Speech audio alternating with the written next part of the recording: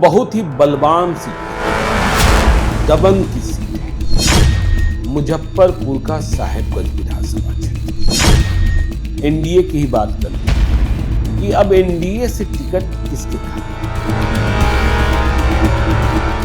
भाजपा के टिकट पर चुनाव लड़े 2015 में जब नीतीश कुमार महागठबंधन को लीड कर रहे थे तो यह चुनाव हार गए थे। राजू सिंह की opening, political opening Ramvilas Paswan की पार्टी में से नीतीश कुमार ने उम्मीदवार तलाश कर साहेबगंज में 2025 में हमें किसी को डराना। ये ही इतने ताकतवर हैं कि हर तरीके से राजू सिंह को साहेबगंज में चुनौती दी।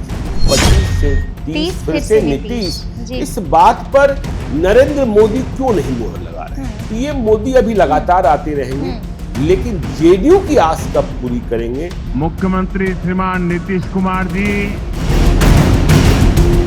प्रशांत जो कह रहे हैं कि हमें सभी 243 सीटों पर चुनाव करना है। कुमरार को लेकर आपको महागठबंधन में किसी भी दल से कोई चेहरा, वंदना कुमारी, अब वंदना कुमारी उस मोड में जा चुकी है। अरुण सिन्हा यदि उम्र के कारण, देखिए अरुण सिन्हा पुराने आदमी, वो अपने बेटा को भी चुनाव लड़ना चाहेंगे। एक और छिपा हुआ नाम जो पार्टी का बहुत अनुशासित सिपाही है और जिसकी पहुंच सीधे अमित शाह और नरेंद्र मोदी तक। बिहार में एक और कुशवाहा पार्टी बनने जा रही है। 24 जून को पटना के बापू सभागार में तीसरी सीट जिसकी हम चर्चा करने जा रहे हैं वो है बिल्दौर की सीट। पन्ना लाल सिंह पटेल की उम्र हो गई 76 साल। तो कितने 75 वालों को नीतीश कुमार टिकट देंगे?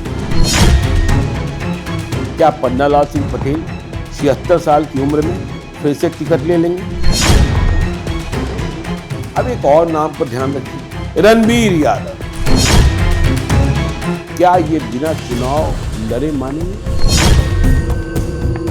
लालू यादव को यह लगा कि कुशवाहा में यदि हम, तो नीतीश कुमार की नजर धानुक पर भी नहीं है। औरंगाबाद की सीट तो पहले तो बीजेपी की ही रही। इस सीट को कांग्रेस ने तब छीना जब नीतीश कुमार महागठबंधन को लीड कर रहे हैं। औरंगाबाद में बीजेपी में बहुत सुशील सिंह बनाम रामाधार सिंह।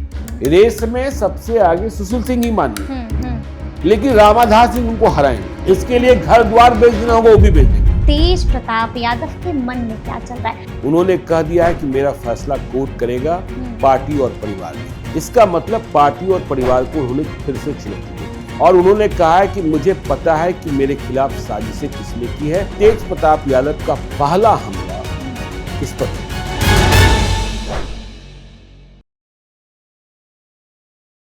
नमस्कार, हमारा नाम है समरीन और आपने देखना शुरू कर दिया है लाइव सिटीज।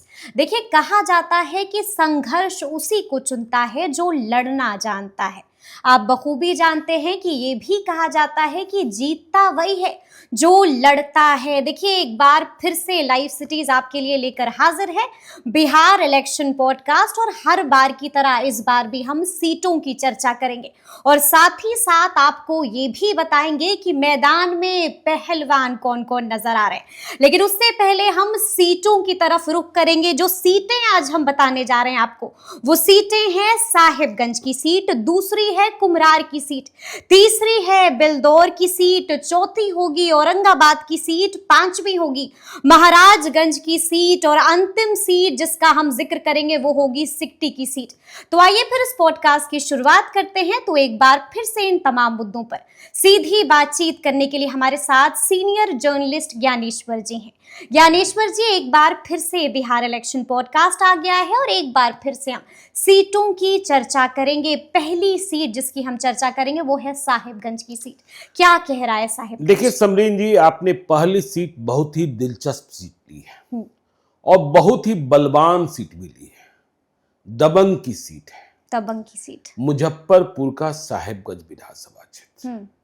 आपको जानकर आश्चर्य होगा कि भाजपा कोटे से मंत्री हैं राजू कुमार सिंह। उनके इतिहास को दरकिनार करते हुए 2025 में जब मंत्रिमंडल का विस्तार हुआ तो उन्हें मंत्री बनाया गया, लेकिन वे भाजपा के विधायक नहीं बने। नहीं बने मतलब भाजपा के विधायक भाजपा के टिकट पर चुनाव नहीं जीते। बिल्कुल। हाँ, हम्म। वह वीआईपी VIP के टिकट पर चुनाव जीते थे हम्म। और बीजेपी में बाद में शामिल हो गए थे। बिल्कुल बिल्कुल। तो मूल रूप से भाजपा ही नहीं। हम्म। और आपको जानकर हैरत होगी कि जब यह भाजपा के टिकट पर चुनाव लड़े 2015 में, जब नीतीश कुमार महागठबंधन को लीड कर रहे थे, तो यह चुनाव हार गए थे। चुनाव हार गए थे। चुनाव हार गए थे। जी। हमने इसलिए कहा कि साहेबगंज दिलचस्प सीट है हम्म। क्योंकि हम इसके चुनावी इतिहास को देख रहे थे। 1985, 1990, 1995 और 2015, ठीक है। इन 4 विधानसभा चुनावों में साहेबगंज में बीजेपी लड़ी है और चारों बार चुनाव हारी है। चारों बार चुनाव हारी जी। तो अभी तो कहे जाएंगे कि हाँ, राजू कुमार सिंह बीजेपी में शामिल हो चुके हैं, तो बीजेपी के ही सिटिंग है। बिल्कुल। तो आपको पहले चुनावी इतिहास बताते हैं पिछले 2 चुनावों का।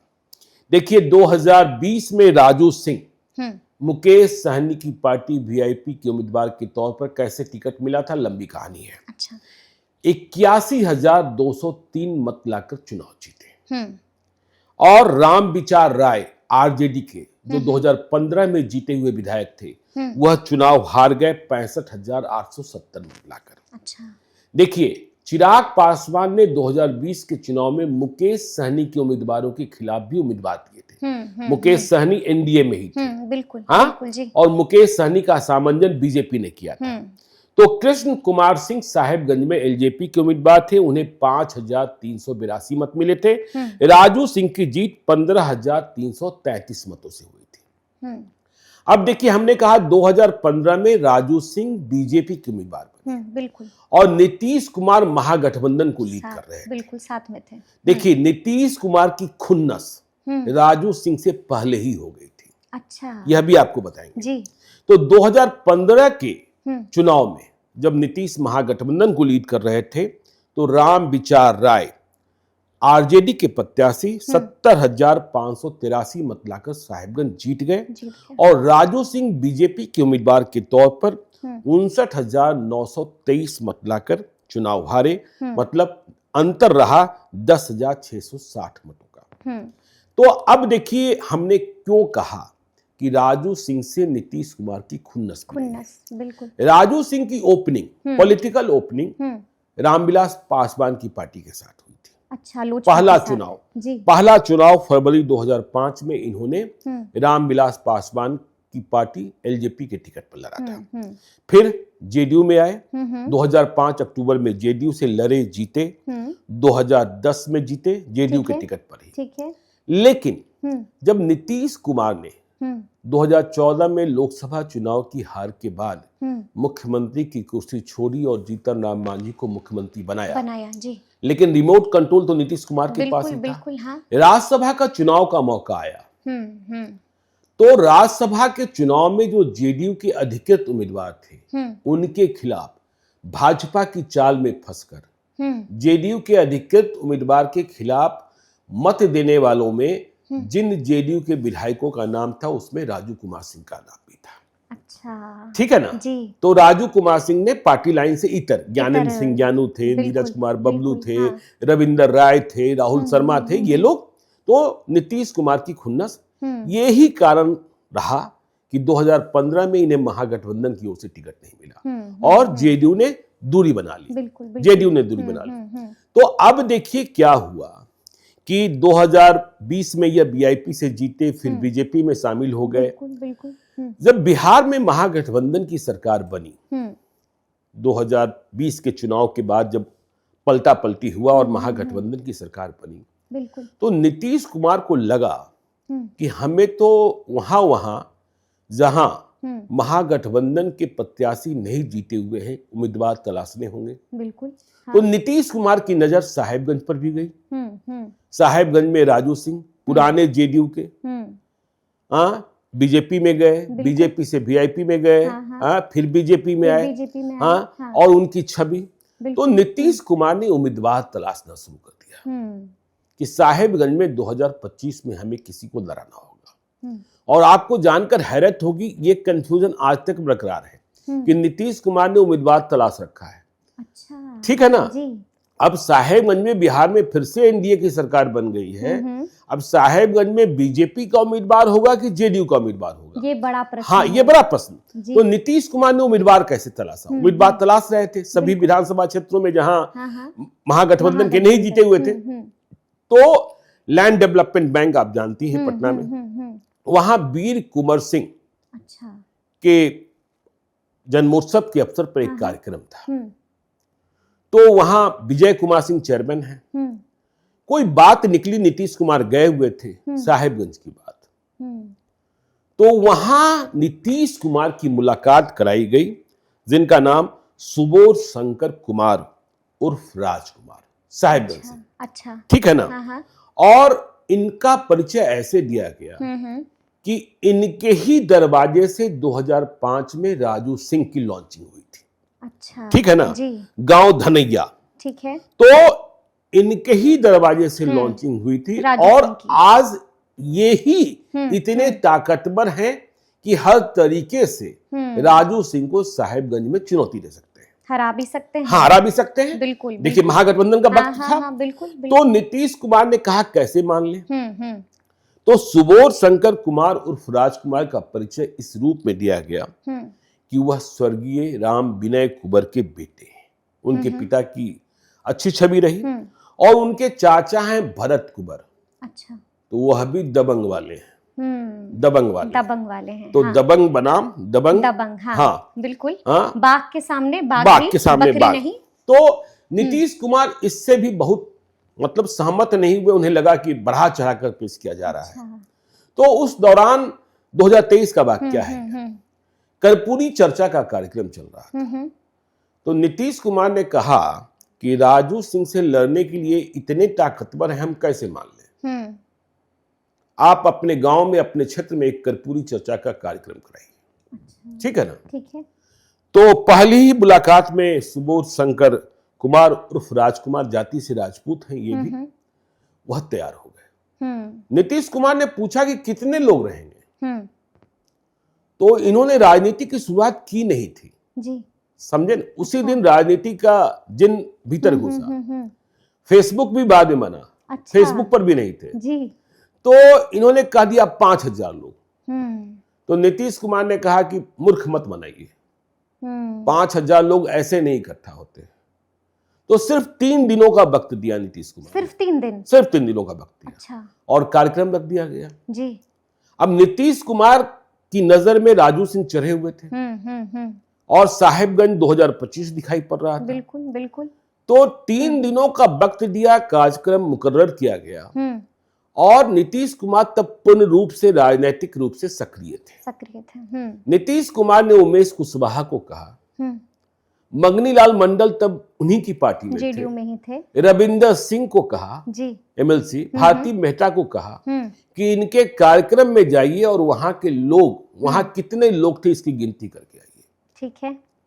तो 3 दिनों के बाद कार्यक्रम वहां 5016 कुर्सियां लगाई गई। हमें जेडीयू के एक बड़े नेता बता रहे थे कि कुर्सियां बाजाप्ता गिनी गई और सारी कुर्सियां भरी हुई थी। अच्छा। सारी कुर्सियां भरी हुई थी। तो उमेश कुशवाहा, रविंदर सिंह, मंगनीलाल मंडल लौटे तो नीतीश कुमार को रिपोर्ट दी गई। हाँ। तो नीतीश कुमार को लगा कि ये तो ठीक है, हाँ एक दम है मजबूत इसमें। आदमी मिल गया, हाँ, एक हाँ। मजबूत आदमी मिल गया। जी। तो नीतीश कुमार ने पटना बुलाया, ठीक, कि नहीं पहली ही पारी में आप सफल हुए, आप सफल हुए, हाँ। आप आगे बढ़िए, आप आगे बढ़िए। अब देखिए फिर क्या हुआ कि 24 में पटना में फिर जेडीयू का एक कार्यक्रम तय किया गया, कर्पूरी चर्चा का ही। तो नीतीश कुमार ने बुलाया, नीतीश कुमार सभी से मिल रहे थे। बिल्कुल। तो नीतीश कुमार ने पूछा कितने लोग ला सकते हो? तो इन्होंने कहा, जो सुबोध शंकर कुमार हैं उर्फ राजकुमार, कि आप जितना कह दें। अच्छा। आप जितना कह दें। इस बार कहा कि आप जितना कह दें। हाँ। तो नीतीश कुमार ने कहा 1000 आदमी ले आओगे। अब देखिए वो कार्यक्रम साहिबगंज में, ये कार्यक्रम पटना में, बिल्कुल। तो हाँ। इतना ले आओगे? तो इन्होंने कह दिया उससे अधिक ले आएंगे। तो 2000 लोग लेकर ये पहुंचे। ठीक है, जस्ट डबल। हाँ। 2000 लोग लेकर पहुंचे। तो नीतीश कुमार फिर गदगद हुए। अभी बिहार में एनडीए की सरकार फिर से नहीं बनी थी, ठीक है ना? तो अब कह दिया गया कि इन्हें आप साहेबगंज की तैयारी कीजिए। तो फिर जब एनडीए की सरकार बनी बनी। और कार्यक्रम हुए, सब कुछ हुए, कार्यक्रम हो रहे थे, तो नीतीश कुमार को लगा कि महागठबंधन की सरकार के वक्त हमने जिन लोगों को ग्रीन सिग्नल दिया था, राजू सिंह अभी मंत्री नहीं बने थे, ठीक है जी, उन्हें हतोत्साहित होने की जरूरत नहीं है। बिल्कुल। तो पटना में 55 नेताओं की एक बैठक बुलाई गई, अच्छा, जेडीयू के, ठीक है, जिसमें अधिकांश पूर्व विधायक या पुराने लड़े हुए उम्मीदवार थे, लेकिन जिन नए लोगों को बुलाया गया था उसमें ये सुबोध शंकर, माफ कीजिएगा, सुबोध शंकर कुमार और राजकुमार भी थे, ठीक है, थे। तो इनको बुलाया गया और यह कह दिया गया कि आप सभी उम्मीदवार हैं, आप सभी उम्मीदवार हाँ, आप सभी उम्मीदवार हैं, अपने अपने क्षेत्र में जाकर तैयारी कीजिए। तो अब तो ये उम्मीदवार हो गए जेडीयू के, नीतीश कुमार ने कह दिया। अब मंत्रिपरिषद का विस्तार हो गया, राजू सिंह मंत्री बन गए, ठीक है, तो फिर कंफ्यूजन। लेकिन जेडीयू की ओर से साहेबगंज में चर्चा यह है कि जेडीयू की ओर से अब भी कहा गया है कि आप तैयारी करते रहिए, राजकुमार जी को, हाँ, सुबोध शंकर कुमार उर्फ राजकुमार को कहा गया कि आप तैयारी करते रहिए, ठीक है। तो वो तैयारी कर रहे हैं, हाँ। जनवरी से ही लगातार पद यात्रा कर रहे हैं, अच्छा, जनवरी से ही लगातार पद यात्रा कर रहे हैं। तो अब साहेबगंज में यह स्थिति हो गई है कि उम्मीदवार कौन, जेडीयू के सुबोध शंकर कुमार उर्फ राजकुमार या बीजेपी के राजू सिंह। तो यह समस्या साहेबगंज में खड़ी हुई दिखाई पड़ रही, बड़ी समस्या खड़ी हुई, ठीक है, हाँ। अब तो देखिए यह हमने एनडीए की बात कर ली, अब यदि हम महागठबंधन की ओर चलते हैं तो महागठबंधन में वीआईपी की ओर से, विकासशील इंसान पार्टी की ओर से, क्योंकि 2020 में इस सीट से वीआईपी की ही जीत हुई थी, राजू सिंह जीते थे, तो मुकेश सहनी ने भी दावा ठोक रखा है। और मुकेश सहनी की पार्टी से इंजीनियर राजेश सहनी, अच्छा, लगातार लगे हैं, पिछले दिनों उनकी गाड़ी पर हमला भी हुआ और वह अपना प्रचार ही कर रहे हैं। जब बात पूछी जाती है कि भाई आप लड़ लेंगे राजू सिंह से, तो कहा जाता है कि मुकेश सहनी के लिए हम कुछ भी बहा देंगे, अच्छा, खैर चलिए, तो ये वीआईपी की बात है। अब आरजेडी की बात कर ले, रामविचार राय तो नहीं, तो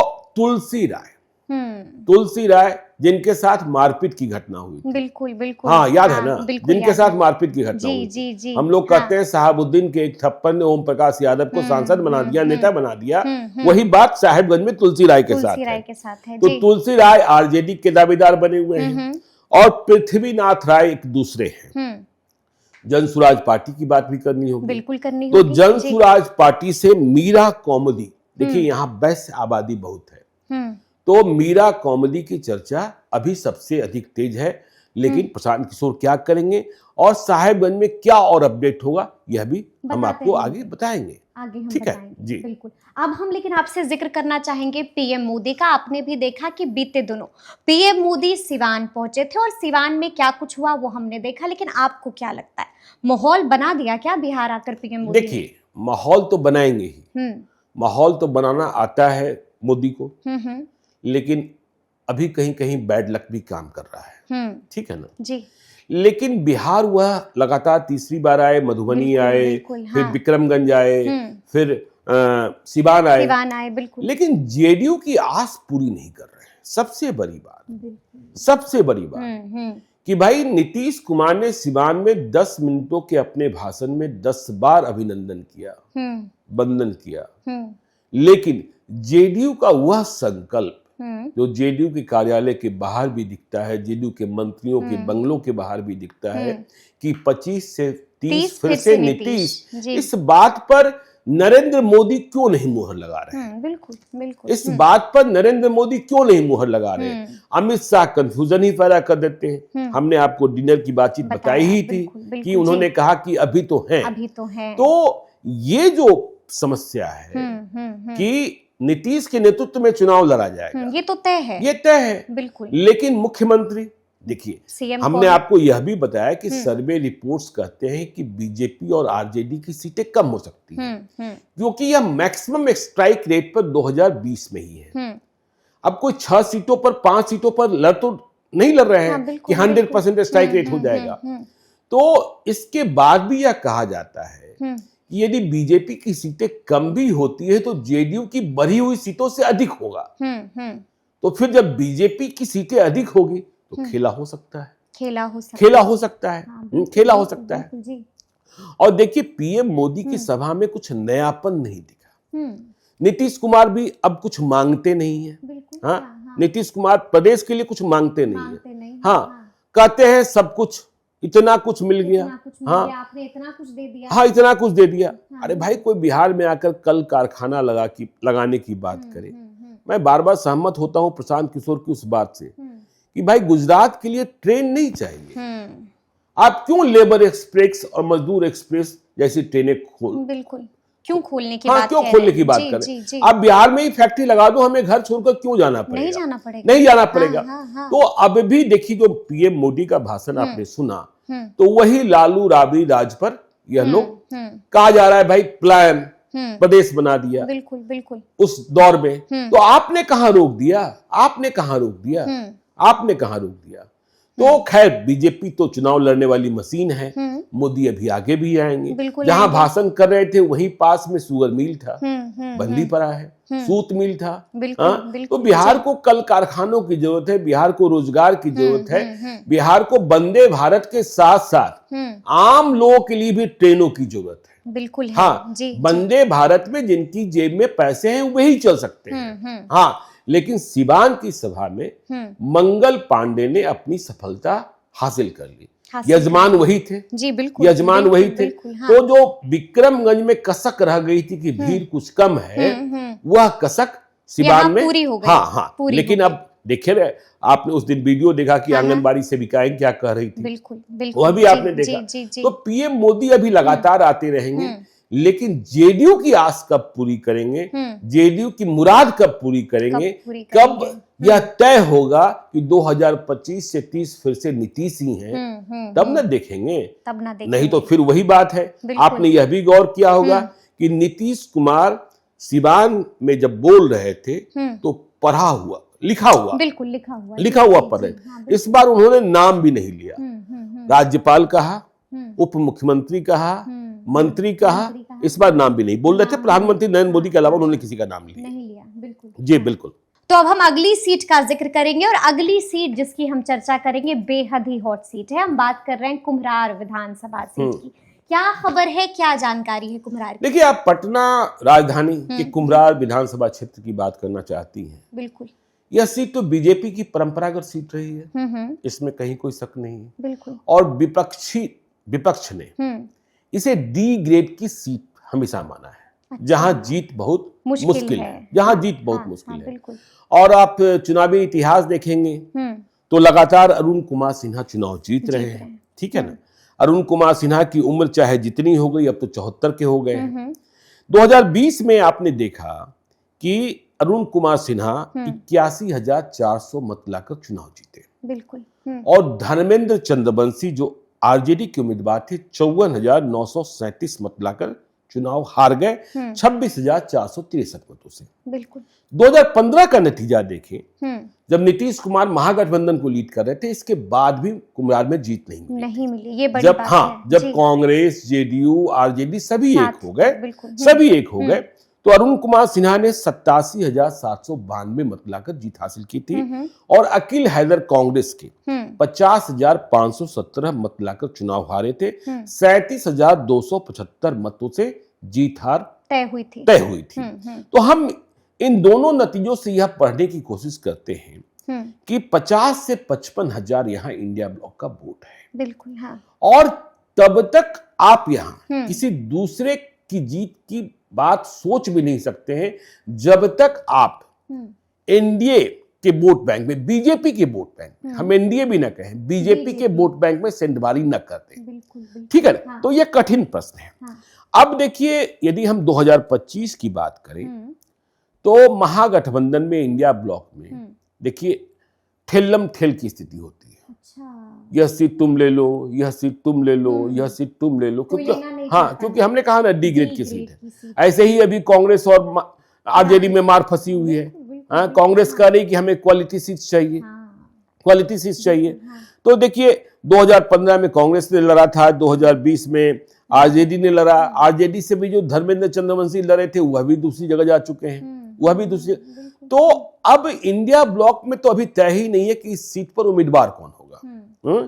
और चुनाव लड़ने के लिए कोई दिलचस्प मुकाबला, मतलब आप किसी भी विधानसभा क्षेत्र की बात करती है तो वहां 4 चेहरों में आपको मुकाबला दिखता है। बिल्कुल। लेकिन कुम्हरार को लेकर आपको महागठबंधन में किसी भी दल से कोई चेहरा यह कहते हुए नहीं दिखता है कि हाँ हमें कुम्हरार लड़ना है। हाँ, कुम्हरार लड़ना है।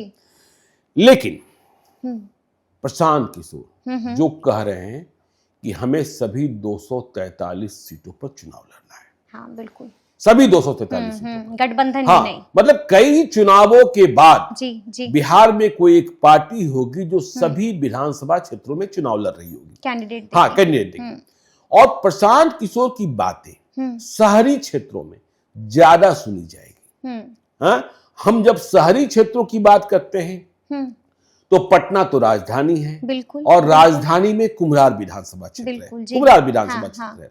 तो प्रशांत किशोर की बात, और हमने आपको पहले ही कहा कि देखिए बढ़िया मुकाबला तब होगा जब आप बीजेपी के वोट बैंक में सेंधमारी करें। तो हम यह देख रहे हैं कि प्रशांत किशोर की पार्टी से उम्मीदवार कुम्हरार को लेकर करीब करीब तय है। करीब तय है, हाँ, करीब तय है। क्योंकि जिस तरीके से तैयारी चल रही है कुम्हरार में जनसुराज पार्टी की, वंदना कुमारी, बिल्कुल, हाँ, आप भी मिली हैं, बिल्कुल, हाँ, मिले हैं, तो वंदना कुमारी का पिछले कई महीनों से कैंपेन चल रहा है, और चुनाव की अंतिम तैयारी जो कहते हैं ना कि प्रशांत किशोर जिस मॉड्यूल में चुनाव लड़ते हैं, चुनाव प्रभारी की नियुक्ति, बूथ कमेटी, हर मोहल्ले की कमेटी, तो अब वंदना कुमारी उस मोड में जा चुकी है, उस मोड में जा चुकी है कि घर घर दस्तक देना, घर घर दस्तक देना, हाँ, हर दरवाजा खटखटाना, और वहां जो समस्याएं हैं, जो एंटी इनकम्बेंसी फैक्टर है, देखिए हम इस बात को मानते हैं कि भाजपा वाले जीतते जरूर हैं, लेकिन 2019 का बार याद है ना, और किस इलाके में बार, कुम्हरार, सुशील कुमार मोदी अब नहीं रहे, और पप्पू यादव की वो तस्वीर, हाँ, पप्पू यादव की वो तस्वीर, लेकिन पप्पू यादव के उम्मीदवार को भी लोगों ने 2020 में वोट नहीं दिया था, हाँ, लेकिन हाँ, लेकिन पप्पू यादव और प्रशांत किशोर में फर्क है, हाँ, वंदना पढ़ी लिखी हैं, वंदना एक ऐसे समाज से आती हैं जिसमें यदि हुंकार जग गया तो फिर खेल हो सकता है। तो वंदना कुमारी उस मोड में, क्योंकि जनसुराज में साफ तौर पर दिख रहा है कि कुम्हरार का उम्मीदवार करीब करीब तय कर दिया गया है, करीब, यानी कि ग्रीन सिग्नल जो है, हाँ, करीब, हाँ, ठीक है। बाकी तो भाई सुप्रीमो है, अब कोई कुछ हो गया तो दूसरी बात है। और यदि हम बीजेपी की बात कर ले कुम्हरार को लेकर, तो हमने कहा कि अरुण कुमार सिन्हा की उम्र 74 साल हो गई है, 74 ईयर्स, एंटी इनकम्बेंसी फैक्टर भी काम कर रहा है। और पटना में कुम्हरार के बारे में बीजेपी के भीतर ही लोग कह रहे हैं कि वहां वैकेंसी है नए उम्मीदवार की, वैकेंसी है नए उम्मीदवार की, हाँ, तो भाई यदि वैकेंसी है तो फिर कौन लड़ेगा वहां से? बिल्कुल, ये बड़ा प्रश्न है, बिल्कुल जी, हाँ, कई लोग कहते हैं सम्राट चौधरी को भी चुनाव लड़ना है कहीं ना कहीं से, अच्छा, यह बात भी चर्चा में रहती है, कभी पटना साहिब की बात हो जाती है, कभी कुम्हरार की बात हो जाती है। अरुण सिन्हा यदि उम्र के कारण, देखिए अरुण सिन्हा पुराने आदमी हैं, वह अपने बेटा को भी चुनाव लड़ना चाहेंगे कि अरे मुझे नहीं तो मेरे बेटे आशीष सिन्हा को ही मिल जाए, बिल्कुल, बेटे आशीष सिन्हा को ही मिल जाए। देखिए यहाँ मनीष सिन्हा है, बीजेपी एनआरआई सेल वाले, और इधर के दिनों में उनकी सक्रियता पहले से तो देखिए आई कैंप और सामाजिक सुधार के अभियान, यह सब तो करते ही रहते हैं, और उन्होंने पटना की छाप दुबई तक छोड़ी है। और डॉक्टर राजेंद्र प्रसाद देश के पहले राष्ट्रपति, उनके परिवार से आते हैं, अब बताने की जरूरत नहीं कि कायस्थ हैं जो अरुण सिन्हा हैं, तो वह भी लगातार लगे हैं, वह भी यात्रा भी निकाली, हाँ, और भाई जब भी प्रधानमंत्री आ रहे हैं, नरेंद्र मोदी आ रहे हैं, तो उन्हें मुलाकात का वक्त मिल जा रहा है, मतलब वेलकम पॉइंट पर। तो अब देखिए यदि विकल्पों पर बात करनी होगी तो फिर मनीष सिन्हा, हाँ, मनीष सिन्हा सिवान में, सिवान तो आपको पता ही है राजेंद्र प्रसाद का जिला, तो मनीष सिन्हा दुबई में थे, उन्हें बुला लिया गया, नहीं प्रधानमंत्री से मिल रहा है, अच्छा, ठीक है ना। जी जी, तो कुम्हरार में उनकी चर्चा भी चल रही है, चर्चा चल रही है। पंकज सिन्हा है, वह भी बहुत पूरी मजबूती से लगे हैं और पार्टी के हर कैडर को जानते हैं, पार्टी के संगठन को जानते हैं। लेकिन एक और छुपा हुआ नाम है, एक और नाम है, जो पार्टी का बहुत अनुशासित सिपाही है अच्छा, और जिसकी पहुंच सीधे अमित शाह और नरेंद्र मोदी तक है, यानी कि आला कमान तक, आला कमान तक। डायरेक्ट। नाम है संजय मयूख। संजय मयूख का संजय नाम मयूख, चल- देखिए, वह बार बार कहते हैं मुझे चुनाव नहीं लड़ना है, उन्हें चुनाव लड़ने की जरूरत भी नहीं है। ठीक है, आप भाजपा के बिहार कार्यालय की बात छोड़ दीजिए, भाजपा के केंद्रीय कार्यालय दिल्ली में जाइए, आपको पता चलेगा कि बिहार के संजय मयूख का क्या वजन है, अच्छा, क्या हस्ती है। बड़ा कद, हाँ, बड़ा कद है, बड़ा कद है। बड़ा लेकिन हम कह रहे हैं कि संजय मयूख को चुनाव लड़ने की जरूरत नहीं होगी, वह फिर से बिहार परिषद में ही जाएंगे।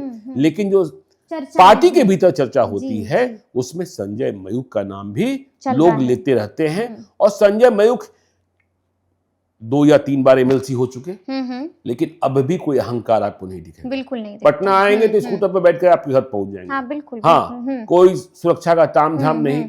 और दिल्ली पहुंचकर अमित शाह तक करीबी होने के बाद भी कोई दाग बत्ता कहीं है नहीं, है नहीं। ये बड़ी बात है। हाँ, कुछ बना ही नहीं, कुछ मतलब कह ही नहीं सकते हैं लोग क्या बोलता है। तो इस पर आपको ध्यान रखना देना होगा। होगा, हाँ, हाँ। तो कुम्हरार तो हॉट सीट है, हॉट सीट तो है, बनी हुई है, और जी। देखना होगा कि क्या कुछ होता है। बिल्कुल। देखिए, बिहार के बारे में कहा जाता है कि बिहार की जाति जो है कभी जाती नहीं है। तो ऐसे में हम आपसे जानना चाहेंगे कि बिहार में कुशवाहा पॉलिटिक्स को आप कैसे देख रहे हैं? नहीं, देखिए, कुशवाहा पॉलिटिक्स पर बहुत ध्यान रखने की जरूरत है। हाँ, क्योंकि जब से नीतीश कुमार पूर्ण रूपेण राजनीति नहीं कर रहे हैं, बीमारी कह लीजिए, उम्र कह लीजिए, बिल्कुल बिल्कुल, नीतीश कुमार तो लवकुश राजनीति के जनक रहे हैं ना। लेकिन अब ऐसा लग रहा है कि नीतीश कुमार इस राजनीति को भी छोड़ दिए, इसको भी छोड़ दिया कुर्सी है। को नहीं छोड़ेंगे, हाँ, लेकिन इस राजनीति के प्रति भी। अभी देखिए, जितने बोर्ड आयोग बने, सम्राट चौधरी, जिन्हें बीजेपी ने कुशवाहा राजनीति का चेहरा बनाया, बिल्कुल बिल्कुल, मुख्यमंत्री, भावी मुख्यमंत्री के रूप में जब किसी का नाम दिया जाता है तो सबसे पहला नाम सम्राट चौधरी का ही होता है, क्योंकि बिहार में यादव बनाम लवकुश बिल्कुल की राजनीति ही है। तो सम्राट चौधरी ने बोर्ड आयोग के जो गठन हुए उसमें कुशवाहा को सामंजित कराया, 3 कुशवाहा। अच्छा, किसान आयोग के अध्यक्ष जो बन रहे हैं रूप नारायण मेहता, वह भी भाजपा के खाते से ही, सम्राट चौधरी की पसंद से ही। लेकिन नीतीश कुमार ने जेडीयू के किसी कुर्मी और किसी कोयरी लवकुश नेता को किसी बोर्ड आयोग में सामंजित नहीं किया, किसी को नहीं किया। बाकी सारी जातियां हो गई। इस राजनीति को नीतीश कुमार ने कैसे छोड़ दिया? ये दंग करने वाली इसका मतलब है कि नीतीश कुमार अपने आप में नहीं है, बिल्कुल, जो आधार वोट है, जिसने आपको नेता बना हाँ, दिया। जिसने आपको नेता बनाया। बिल्कुल। बाकी तो बाद में जुड़े ना, जी, बाकी तो 2005 में बाद में कहा जाने लगा ना कि कुर्मी को ताज और भूमियार का राज। बिल्कुल बिल्कुल, लेकिन आप उसी लवकुश को भूल गए। आपको याद होगा कि देखिए, मौका मिला तो उपेंद्र कुशवाहा की पार्टी आरएलएम के एक ही व्यक्ति अभी किसी बोर्ड आयोग में बने हैं, वह भी कुशवाहा जाति का, अंगद कुशवाहा। अंगद कुशवाहा के बारे में किस्सा है मशहूर उपेंद्र कुशवाहा की पार्टी में कि एक चुनाव के वक्त ऐसा मौका आया कि उपेंद्र कुशवाहा के खाते में वो सीट नहीं जा रही थी, किसी दूसरी पार्टी के खाते में सीट जा रही थी। उपेंद्र कुशवाहा वहां टिकट दिलाने की स्थिति में थे। उन्होंने अंगद कुशवाहा को कहा कि तुम वहां चले जाओ, उसी सिंबल पर चुनाव लड़ लो। तो अंगद कुशवाहा फायर हो गए, आप मुझे अपने से दूर करना चाहते हैं, हाँ? तो उन्होंने जो त्याग किया उसका परिणाम भी मिला, लेकिन नीतीश कुमार, हाँ? और देखिए, कुशवाहा राजनीति में आपने देखा ही कि लोकसभा चुनाव के वक्त कैसे लालू यादव ने कुशवाहा राजनीति की, हाँ, अभय कुशवाहा। भाई, हर कुशवाहा सीट पर कितने कुशवाहा को टिकट दिए गए, अब देखिए रेणु कुशवाहा जो बिहार सरकार की पूर्व उद्योग मंत्री रही, जो सांसद रही, जिनके बारे में आप कह रही थी कि कांग्रेस में आने की बात हो रही, अब वह भी जा रही है आरजेडी में। हाँ, इसी महीने ज्वाइनिंग है, तो यह राजनीति चल रही। अब देखिए बिहार में एक और कुशवाहा पार्टी बनने जा रही है। 24 जून को पटना के बापू सभागार में शंखनाद होगा एक और नई पार्टी का। निशिकांत सिन्हा कुशवाहा है, बिल्कुल बिल्कुल। हाँ, मूल रूप से रहने वाले नवादा के, लेकिन उन्होंने व्यवसाय किया गुजरात के बड़ौदा में। और जब बड़े हो गए तो उन्हें लगा कि बिहार में अपनी जाति के लिए करना चाहिए। हाँ। तो कोई नहीं जानता था बिहार में जी। लोकसभा चुनाव के दौरान यह खबर, पर्दे के पीछे वाली खबर, खबरों के पीछे वाली खबर मिलनी शुरू हुई कि कोई नवादा के निशिकांत कुशवाहा है जो बिहार के सबसे अमीर कुशवाहा है। हाँ, लेकिन कौन, कहां, कैसे, और कहा यह जाने लगा कि बिहार में जितने कुशवाहा उम्मीदवार हैं पार्टी से इतर जी, पार्टी से मतलब नहीं, ठीक है, उन्हें आर्थिक मदद पहुंचाने के लिए मतलब थैला और थैली लेकर पहुंचे हुए हैं। अच्छा। तो अब निशिकांत सिन्हा कुशवाहा पार्टी लॉन्च करने जा रहे हैं। पिछले कई महीनों से पटना के मौर्या होटल में रह रहे हैं। अच्छा। हाँ, पटना के मौर्या होटल में जब पहली बैठक की थी तो सारी पार्टियों के कुशवाहा नेता पहुंच गए थे, जिससे उपेंद्र कुशवाहा और सम्राट चौधरी भी दंग रह गए थे। तो कुशवाहा राजनीति और कुशवाहा और राजपूत के बारे में हम पहले ही से कहते हैं कि बहुत टैक्टिकल वोटिंग करते हैं। तो नीतीश कुमार कैसे छोड़ दें, आप भी याद कर लीजिए कि उपेंद्र कुशवाहा ने जेडीयू को छोड़ा, उन्होंने फिर से अपनी पार्टी बनाई और उन्होंने बिहार विधान परिषद की सदस्यता से इस्तीफा दिया। देखिए, इतनी नैतिकता दिखाने वाले नेता बिहार में सिर्फ उपेंद्र कुशवाहा हैं। जब वो किसी पार्टी से अलग होते हैं तो उस पार्टी से प्राप्त पद को भी त्यागते हैं। पहले एक बार राज्यसभा छोड़ा था, फिर उन्होंने बिहार परिषद छोड़ा। बिल्कुल बिल्कुल। तो उस वक्त भी यह समय की मांग थी कि किसी दूसरे कुशवाहा नेता को भेजा जाए, लेकिन नीतीश कुमार ने राजवर्धन आजाद को बना दिया था। इस पर ललन सिंह तत्कालीन राष्ट्रीय अध्यक्ष नाराज भी हुए थे। अच्छा। हाँ, नाराज भी हुए थे। ललन सिंह नाराज हो गए थे। और देखिए ना, बिहार विधान परिषद में अभी कुछ दिन पहले, कुछ महीने पहले ही भगवान सिंह कुशवाहा को भेजा गया ना, नहीं तो कोई कुशवाहा बिहार विधान परिषद में भी जेडीयू के खाते से नहीं था। तो कुशवाहा पॉलिटिक्स पर जेडीयू की क्या रणनीति है, नीतीश कुमार किस तरीके से आजकल राजनीति कर रहे हैं। नीतीश कुमार तो चाणक्य माने जाते थे, लेकिन कहां गड़बड़ हो गए किसी की समझ से परे है। तो चलिए अब हम तीसरी सीट का जिक्र करते हैं, और तीसरी सीट जिसकी हम चर्चा करने जा रहे हैं वो है बिलदौर की सीट। क्या कह रहा है बिलदौर इस बार? देखिए, खगड़िया जिले की सीट है बिलदौर, और यहां से पन्नालाल पटेल पिछले कई चुनावों से चुनाव जीत रहे हैं। पन्नालाल सिंह पटेल है। अच्छा, ठीक है। तो बिलदौर में कुर्मी और धानुक इनकी मजबूत आबादी है और लड़ाई यादवों से है। ठीक है। पन्नालाल सिंह पटेल कुर्मी है, लेकिन अब कुर्मी और धानुक में जो दूरी बढ़ी है इसका दुष्परिणाम भी देखने को मिल रहा है। ठीक है। तो यदि हम चुनावी इतिहास को देखें, दावेदारों की बात बाद में करेंगे, ठीक है, तो 2020 में पन्नालाल सिंह पटेल जेडीयू के उम्मीदवार के तौर पर 56,541 मत लाकर चुनाव जीते। डॉक्टर चंदन यादव कांग्रेस के उम्मीदवार बने।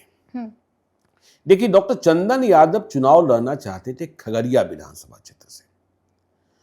खगड़िया विधानसभा क्षेत्र से छत्रपति यादव को चुनाव नहीं लड़ना था, जो चुनाव जीते भी कांग्रेस के उम्मीदवार के तौर पर। उन्हें हसनपुर से लड़ना था।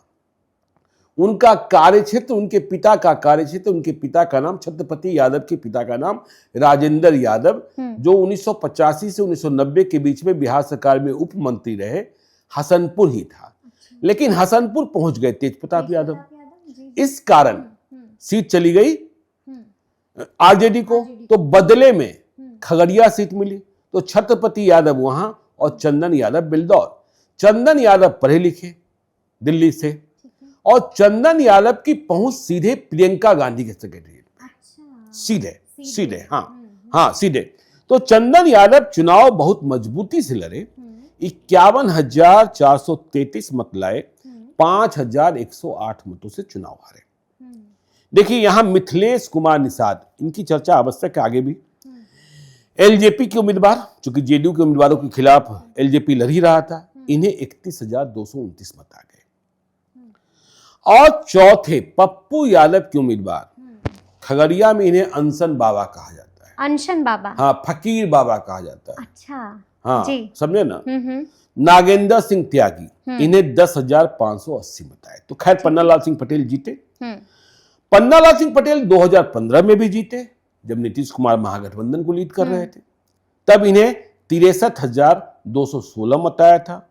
और मिथिलेश कुमार निषाद फिर से एलजेपी वाले चुनाव, मतलब एलजेपी तब एनडीए की ओर से, तो यह 49,691 मत लाकर चुनाव हारे थे। 13,525 मतों से मिथिलेश कुमार निषाद चुनाव हारे। तो अब देखिए 2025 की स्थिति यह बन रही है कि पन्नालाल सिंह पटेल की उम्र हो गई है 76 साल, 76 ईयर्स। तो कितने 75 वालों को नीतीश कुमार टिकट देंगे? यह है समस्या, बड़ी समस्या है, बड़ी समस्या है। हाँ ठीक है ना। अब तक 5 बार जीत चुके हैं, 5 बार जीत चुके हैं।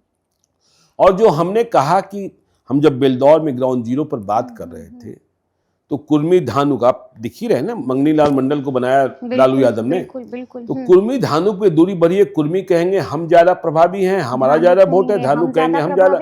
हाँ, हम इसी में कंफ्यूज हो गए। किसी ने कहा कुर्मी 25% है, किसी ने कहा धानुक 25% है, किसी ने कहा हम अधिक हैं, किसी ने कहा हम अधिक है। खैर चलिए, तो 2024 का जब लोकसभा चुनाव चल रहा था, उम्र भी है न कारण, बिल्कुल नीतीश कुमार के साथ ही दिख रहे हैं। तो पन्नालाल सिंह पटेल की सक्रियता कम दिखाई पड़ी थी, जबकि वहां चिराग पासवान के उम्मीदवार राजेश वर्मा भागलपुर से आए थे। हाँ। कठिन चुनाव था। तो पन्नालाल सिंह पटेल की सक्रियता जब कम दिखाई पड़ी और प्रतिष्ठा की सीट बन गई, सम्राट चौधरी की भी प्रतिष्ठा फंसी थी, नीतीश कुमार की भी प्रतिष्ठा फंसी थी। तो नीतीश कुमार को कुर्मी नेताओं की एक पलटन बिहार भर से बेलदौर में भेजनी पड़ी थी। हाँ, एक पलटन भेजनी पड़ी थी।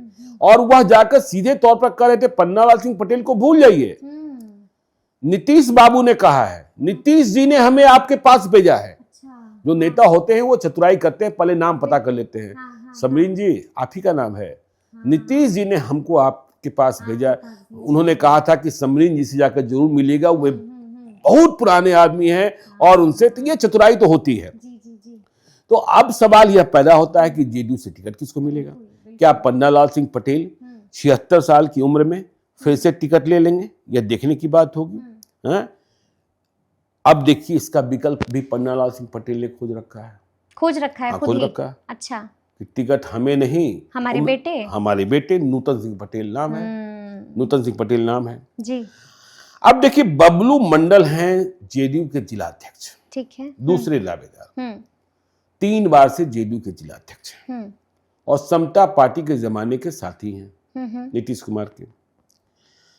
जाति से धानुक हैं, इनकी दावेदारी भी है। बिल्कुल, कार्यकर्ता है, मालजाल वाले नहीं है। अच्छा जी। लेकिन समस्या वही पैदा हो रही है जेडीयू के भीतर की जो पुराने लोग हैं उन्हें पहचानने वाले निर्णायक अब नहीं है। अब नीतीश कुमार है नहीं जो सभी से संवाद कर सके, वशिष्ठ नारायण सिंह है नहीं, तो पुराने लोग हैं नहीं, और जो नए लोग जो निर्णायक हैं वो पुराने लोगों को नहीं पहचानते हैं। हाँ देखिए, हम फिर से कहते हैं जेडीयू टिकट देने के मामले में बिहार में सबसे शुद्ध पार्टी है। हाँ, प्योर पार्टी है जहां टिकट बिल्कुल ही नहीं बिकता है, बिल्कुल ही नहीं बिकता है। हाँ हाँ, अब कोई खेला कर दे यह दूसरी बात है। हाँ, नीतीश कुमार ने टिकट कभी बेचा नहीं, ठीक है ना, कार्यकर्ताओं को टिकट दिया और बहुत सारे कार्यकर्ता। तो बबलू मंडल लगे हैं कि भाई, अब एक सुनील कुमार हैं जो पूर्व जिलाध्यक्ष हैं और जेडीयू के प्रदेश महामंत्री भी हैं, ठीक है। तो जेडीयू की एक 3 दावेदार। अब महागठबंधन से बात कर ले तो डॉक्टर चंदन यादव जो 2015 में हारे, बिल्कुल 2020 में हारे, हाँ 2020 में हारे, लेकिन अब यह दोनों जगह देख रहे हैं, देखना पड़ रहा है। अच्छा। क्योंकि हसनपुर तेज प्रताप यादव लड़ेंगे कि नहीं लड़ेंगे। एक बार कह दिया था महुआ लौटेंगे, अभी तो भाई पार्टी और पार्टी और परिवार दोनों से निष्कासित किया जा रहा है। बिल्कुल निष्कासित। हाँ निष्कासित है, लेकिन भाई तेज प्रताप यादव हैं, लालू यादव के बड़े लाल हैं, तो छत्रपति यादव कुछ एंटी इनकम्बेंसी भी होगी खगड़िया में, तो वह हसनपुर की ओर देख रहे हैं। तो यदि छत्रपति यादव हसनपुर चले जाते हैं तो डॉक्टर चंदन यादव खगड़िया जा सकते हैं, खगड़िया जा सकते हैं, और नहीं तो फिर लड़ेंगे। तो इसलिए डॉक्टर चंदन यादव की नजर इन दोनों विधानसभा क्षेत्रों पर है। अब एक और नाम पर ध्यान रखिए, अच्छा, रणबीर यादव। रणबीर यादव, हाँ, रणबीर यादव की दो पत्नियां, दोनों बहनें। हाँ बिल्कुल, हाँ, बिल्कुल, हाँ, जी, हाँ, पूनम यादव, कृष्णा यादव, हाँ, ठीक है हाँ, ना जी, तो कृष्णा यादव इस बार पिछले कई महीनों से बिलदौर में सक्रिय है, ठीक है ना, और इस बात की तैयारी कर बैठी हैं कि हमें चुनाव लड़ना है 2025 का। अब टिकट आरजेडी का होगा या कहीं और का, या निर्दलीय होगा, लेकिन चुनाव लड़ना है, ठीक है, तो इस पर नजर है। लेकिन बड़ा सवाल यह है कि मिथिलेश कुमार निषाद जो एलजेपी के प्रत्याशी 2015 में भी रहे, 49,691 मत लाए, एनडीए की उम्मीदवार थे तब, और 2020 में जब बिल्कुल अकेले चिराग पासवान, तब भी मिथिलेश कुमार निषाद को 31,229 मत आया। क्या ये बिना चुनाव लड़े मानेंगे? बिल्कुल नहीं, बिल्कुल नहीं, नहीं ना, बिल्कुल नहीं। हाँ, सीट यदि जेडीयू को जाती है, तब क्या करेंगे? हाँ, तो चिराग पासवान तो सीट मांगने की कोशिश करेंगे कि भाई बहुत उम्र हो गई है, कितना बार आप लड़ेंगे, लेकिन लेकिन यदि सीट जेडीयू के खाते में रह जाती है तो जिसका वोट बैंक 31,000 हो और लगातार 2 चुनावों में, तो ध्यान देना होगा कि कोई रास्ता और तो नहीं खुल जाता है,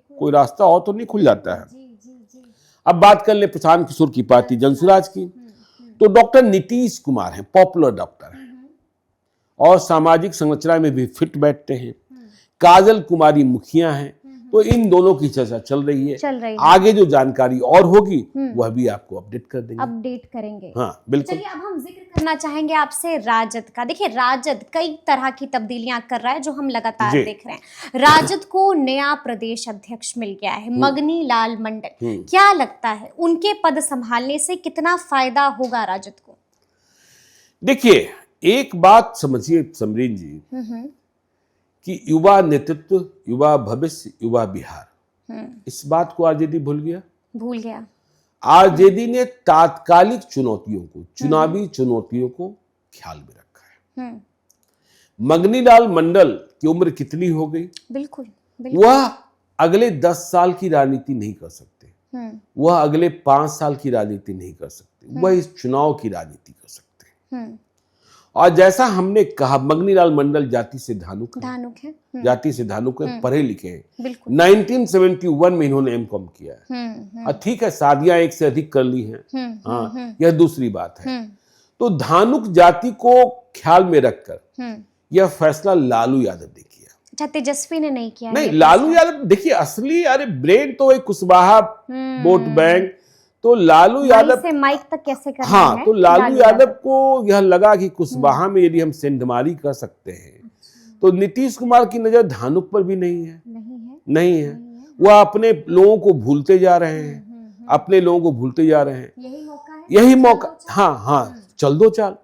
और नीतीश कुमार ने यह देखा ना, आपने सिर्फ अभय कुशवाहा की बात की, अभय कुशवाहा जीत गए थे, लेकिन मुंगेर का चुनाव याद कीजिए, जहां अशोक महतो को लड़ाया गया। बिल्कुल जी। अशोक महतो की पत्नी को, अनीता देवी, अशोक महतो कुर्मी और अनीता महतो धानुक। तो लालू ने केस स्टडी में पाया कि धानुक भी टूटे, कुर्मी भी टूटे, तो यहां भी छेद कर सकते हैं। तो मगनीलाल मंडल को बना दिया गया, क्योंकि लालू को पता है, नीतीश तेजस्वी को ही पता है कि 32% तो मेरे साथ है, अब 7% कहां से लाएंगे? मुकेश सहनी से उम्मीदें की जा रही है, इसलिए मुकेश सहनी को तवज्जो मिल रहा है कि भाई 1%, 2%, 3% जितना भी वोट दिला दें। हाँ, कुशवाहा, जैसे हमने कहा कि रेणु कुशवाहा को शामिल कराया जा रहा है, हाँ, सीटें तय की जा रही है, बिहारीगंज से लड़ेंगे या खगड़िया से लड़ेंगे। तो इसी तरीके से मगनीलाल मंडल, अब देखिए समय बहुत कम बचा है, वैसे मंगनीलाल मंडल ने पिछले दिनों चुनौती दे दी कि आज इस उम्र में भी नीतीश कुमार हमारे साथ चलकर देख लें, दौड़ कर देख लें। हाँ, तो अब मंगनीलाल मंडल हो गए। अब जगदानंद सिंह के प्रति भी देखिए, यह भी राजनीति है। चर्चा यह है कि जगदानंद सिंह को राष्ट्रीय कार्यकारी अध्यक्ष बनाया जा सकता है। इसके पीछे की वजह यह है कि लालू यादव, देखिए उन्होंने एक चाल चला कि अति पिछड़ा को किसी ने अध्यक्ष नहीं बनाया, हमने बनाया। राम पॉलिटिक्स के लिए कांग्रेस को छोड़ दिया गया, राजेश राम को। तो संजय झा बने हुए हैं जेडीयू के राष्ट्रीय कार्यकारी अध्यक्ष। तो सबन बिल्कुल ही तो जगदानंद सिंह को, क्योंकि उन्हें पता है, लालू यादव को पता है कि राजपूत और कुशवाहा ये टैक्टिकल वोटिंग करते हैं। हाँ, तो इसलिए अब जगदानंद सिंह के भी राष्ट्रीय कार्यकारी अध्यक्ष बनाए जाने की चर्चा है। उनके बेटे सुधाकर सिंह बक्सर से सांसद बन ही गए, बक्सर से सांसद बन ही गए। यह दूसरी बात है कि उनके दूसरे बेटे अजीत सिंह रामगढ़ में उपचुनाव हार गए। लेकिन एक मैसेज देना चाहते हैं, और फिर हम आपको कह रहे हैं भविष्य की राजनीति नहीं हो रही है, तत्काल की राजनीति हो रही है। हाँ, भविष्य की राजनीति के बारे में तेजस्वी यादव चुनाव के बाद फैसला करेंगे कि क्या कुछ बदलना जी, है। बिल्कुल। तो राजद की खबर तो ये है। चौथी सीट जिसकी हम चर्चा करेंगे वो है औरंगाबाद की सीट। ये भी हॉट सीट है। क्या खबर आ रही है औरंगाबाद से? देखिए, औरंगाबाद को लेकर हम लोग बिहार इलेक्शन पॉडकास्ट में दूसरी बार चर्चा कर रहे हैं। बिल्कुल। क्योंकि कुछ अपडेटेड जानकारी है, हौच पौच की स्थिति है। यह चित्तौड़गढ़ कहलाता है, बिल्कुल। लेकिन लोकसभा चुनाव में चित्तौड़गढ़ का किला टूट गया। सुशील सिंह चुनाव हार गए और अभय कुशवाहा चुनाव जीत गए। बिल्कुल। तो इस सीट के बारे में और हारे हुए सांसदों के बारे में भी बीजेपी कुछ फैसला कर रही है, लेकिन उसमें भी बहुत किंतु परंतु लग जा रहा है। अच्छा, ठीक है, बिल्कुल। तो देखिए, औरंगाबाद की सीट तो पहले तो बीजेपी की ही रही। इस सीट को कांग्रेस ने तब छीना जब नीतीश कुमार महागठबंधन को लीड कर रहे थे। पहले रामाधार सिंह हुआ करते थे। बिल्कुल। 2015 में जब कांग्रेस, आरजेडी और माले तीनों एक साथ हुए तो औरंगाबाद की सीट, विधानसभा की सीट कांग्रेस की हो गई। आनंद शंकर सिंह चुनाव जीते 63,637 मत लाकर। और रामाधार सिंह, देखिए रामाधार सिंह पर हम आएंगे, बीजेपी के जो मंत्री भी थे, 45,239 मत लाकर चुनाव हार गए। यहां देखिए बीएसपी का भी आधार है। कौशल सिंह बीएसपी के उम्मीदवार थे। 2015 में 15,260 मतों से 15,260 मत इन्होंने प्राप्त किया था। आनंद शंकर सिंह 18,398 मतों से चुनाव जीते। अब 2020 में आनंद शंकर सिंह फिर से चुनाव जीत गए 70,018 मत लाकर। और रामाधार सिंह, अब देखिए 2020 में नीतीश कुमार एनडीए के साथ हो गए थे। यहां एलजेपी ने उम्मीदवार नहीं दिया था क्योंकि बीजेपी का उम्मीदवार था। 67,775 मत लाकर 2,243 मतों से चुनाव हार गए। बीएसपी के अनिल कुमार 18,444 मत लाए। अब देखिए औरंगाबाद का लफड़ा क्या है। औरंगाबाद में बीजेपी में बहुत लफड़ा है। अच्छा। सुशील सिंह बनाम रामाधार सिंह। अच्छा, हाँ, ऐसी लड़ाई है ना। और इस लड़ाई में दोनों खत्म हो गए। दोनों खत्म। बिल्कुल। सुशील सिंह को रामाधार सिंह नहीं सुहाते हैं, रामाधार सिंह को सुशील सिंह नहीं सुहाते हैं। हाँ। दोनों एक दूसरे को खत्म करने के लिए किसी हद तक जा, यानी कि कट्टर दुश्मन। हाँ, कट्टर दुश्मन। उससे भी अधिक कुछ कर लीजिए, उससे भी कुछ अधिक कर लीजिए कि दोनों के बीच भारत के नागरिक होने के बाद भी भारत पाकिस्तान की तरह दुश्मनी है। ठीक है ना। तो दोनों ही खत्म हो गए हैं। रामाधार सिंह अब लंबे समय से बीमार चल रहे थे, अब कुछ ठीक हुए हैं। और 2-3 किलोमीटर पैदल भी चलना शुरू कर। तो बीच में यह बात कही जा रही थी कि रामाधार सिंह टिकट की रेस से बाहर है। वह प्रदेश नेतृत्व के खिलाफ इतना बोलते भी हैं।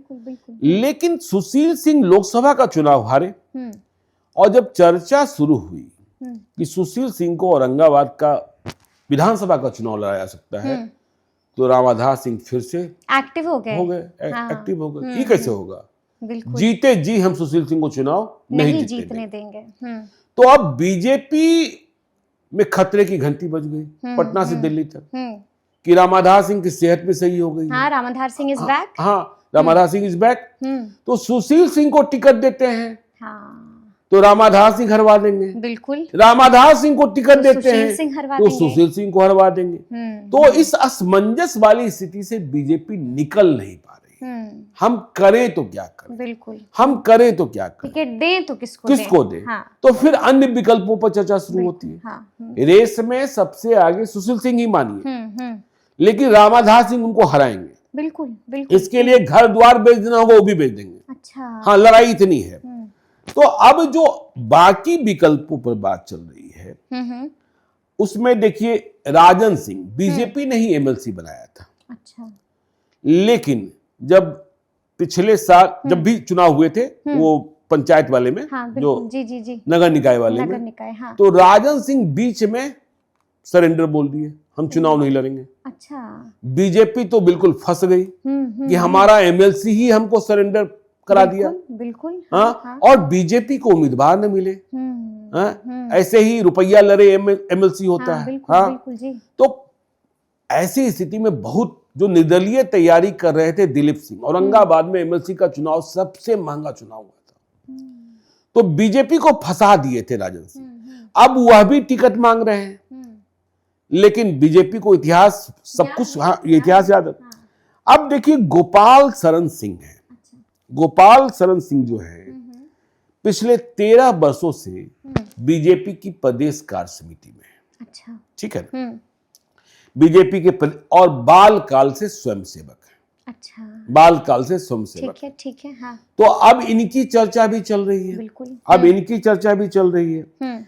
और बीजेपी ने यह महसूस किया है कि पार्टी के हर काम में यह काम आए हैं, चाहे कार्यालय का निर्माण हो, चाहे कुछ भी हो। और सुशील सिंह और रामाधार सिंह दोनों से रिश्ते हैं। अच्छा। दोनों से रिश्ते। ठीक है ना, बिल्कुल बिल्कुल जी। अपना बड़ा कारोबार है, यानी कि समर्पित है। हाँ, अपना बड़ा कारोबार है। ऑटोमोबाइल की कई एजेंसियां हैं। माल जाल की कमी नहीं है। हाँ, राइस मिल है। नहीं, माल जाल की कमी तो लोग कहते हैं सिर्फ मगध वाले इलाके में, जिसमें औरंगाबाद शामिल है, उसमें 2-3 हजार सैलरी वाले स्टाफ है। अच्छा। मासिक वेतन वाले। अच्छा। जी, ठीक है ना, 2-3 हजार। और अन्य कई प्रदेशों में काम है। ठीक है। विश्वकर्मा पूजा हर साल गोपाल शरण सिंह के नाम की होती है। अच्छा। और इसमें बड़े बड़े नेता सम्राट चौधरी भी गए हैं, और इसमें यह 8-10 हजार किसानों को बुलाते हैं और वृक्षारोपण का कार्यक्रम चलाते हैं। अच्छा। वृक्ष बांटते हैं। ठीक है। पिताजी की पुण्यतिथि पर दिसंबर महीने में शायद मतलब हजारों हजार कंबल बांटा करते हैं, औरंगाबाद से लेकर गया तक। ठीक है ना। तो अब इनकी चर्चा हो, मां मुंडेश्वरी धाम का नाम आपने सुना। बिल्कुल बिल्कुल जी। तो गोपाल शरण सिंह सनातनी भी हैं। अच्छा।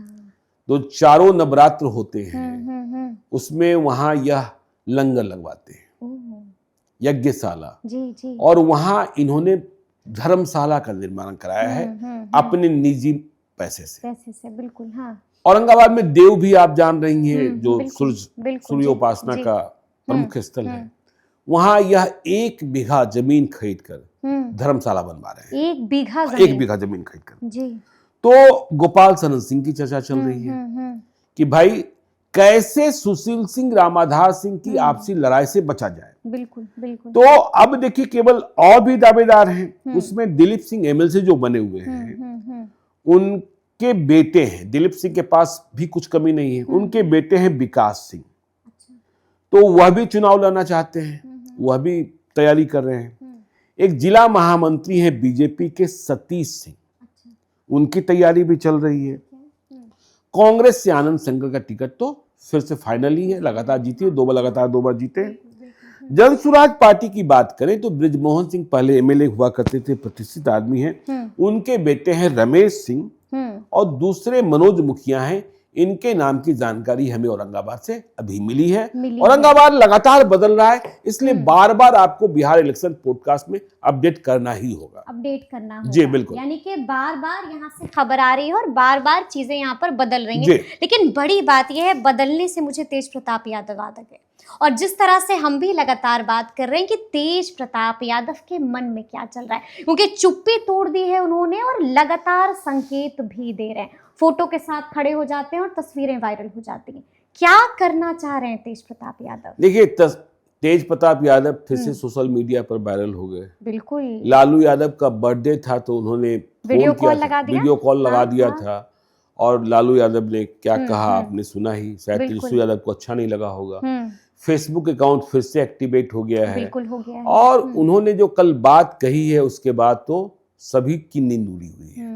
उन्होंने कह दिया है कि मेरा फैसला कोर्ट करेगा, पार्टी और परिवार नहीं। बिल्कुल। इसका मतलब पार्टी और परिवार को उन्होंने फिर से चुनौती दे दी है। और उन्होंने कहा है कि मुझे पता है कि मेरे खिलाफ साजिशें किसने की है और तमाम साजिशों को हम बेपर्द करेंगे। जयचंद कौन है? जयचंद कौन है? बिल्कुल। हाँ। तो मानने वाले ही हम मान रहे हैं कि तेज प्रताप यादव का पहला हमला किस पर होगा? संजय यादव पर होगा। बिल्कुल। संजय यादव पर होगा। तो संजय यादव पर अब क्या क्या बोलेंगे तेज प्रताप यादव? देखिए, जिस दिन से यह अनुष्का यादव का प्रकरण शुरू हुआ था, हमने यह बात कही थी कि बीजेपी को बैठे बैठाए फ्री में लालू यादव के घर के भीतर की हर कहानी का भंडाफोड़ करने वाला एक शख्स मिल गया है। बीजेपी संबंध साधे न साधे इससे कोई मतलब नहीं। हाँ, तो तेज प्रताप यादव कुछ न कुछ विस्फोट तो करेंगे। हाँ, या खुलासा करेंगे। और देखिए, यह बात तो है ना कि आप पार्टी से निकाल लीजिए, आप परिवार से निकाल लीजिए, लेकिन तेज प्रताप यादव सन ऑफ लालू यादव भी कहे जाएंगे। हाँ, नहीं हटेगा। हाँ, जैसे धर्म बदल जाती है तो जाति नहीं बदलती है। हाँ, ठीक है ना। हाँ, तो अब तेज प्रताप यादव को कैसे रोकेंगे? देखिए, वो पहले कोई फीलर देंगे। पहले कोई फीलर देंगे। ठीक है। कि देखो, हम यह भी बोल सकते हैं। और उस फीलर के बाद यदि वे लोग जिनको वह कसूरवार मानते हैं कि जिन्होंने पार्टी और परिवार से निकलवाया, वे लोग सचेत हो जाते हैं, वे लोग माफी मांगने की मुद्रा में आ जाते हैं, स्थितियों को सामान्य करने की कोशिश की जाती है, तो ठीक है, नहीं तो फिर फायर होगा। फिर फायर होगा। तो अब आपको तेजस्वी यादव के कई बयान, कई तीखे बयान, भीतर की कई बातें जिसे लोग जानते नहीं थे, और यदि लोग जानते भी नहीं थे तो प्रमाण नहीं तो कह कैसे सकते थे? जानते थे तो कह कैसे सकते? अब तेज प्रताप यादव ही कहेंगे। और जैसे ही तेज प्रताप यादव कहेंगे, अब बीजेपी वाले और एनडीए वाले उन्हें मनसा वाचा कर्मणा से बिल्कुल शुद्ध आदमी कहेंगे कि बिल्कुल सही कह रहे हैं, ऐसा ही होता होगा।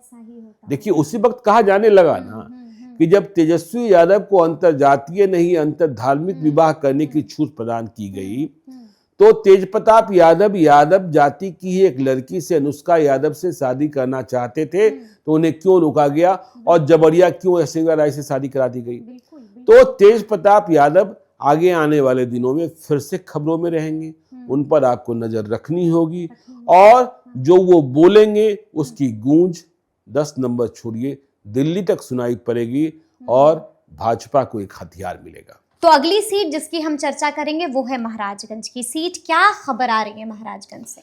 देखिए, महाराजगंज की चर्चा भी हम लोग दूसरी बार कर रहे हैं क्योंकि मुकेश सहनी ने इस सीट पर बिट्टू लगा दिया है। बिट्टू लगा दिया है? मुकेश सहनी ने बिट्टू लगा दिया। अच्छा। मुकेश सहनी की टॉप 10 डिमांडिंग सीट में महाराजगंज शामिल हो गया है। यानी कि कैटेगरी 1 वाली सीट। हाँ, कैटेगरी की मुझे चाहिए तो चाहिए। अब मुकेश सहनी के तर्क अपने हैं, लेकिन पहले चुनावी इतिहास बता दे।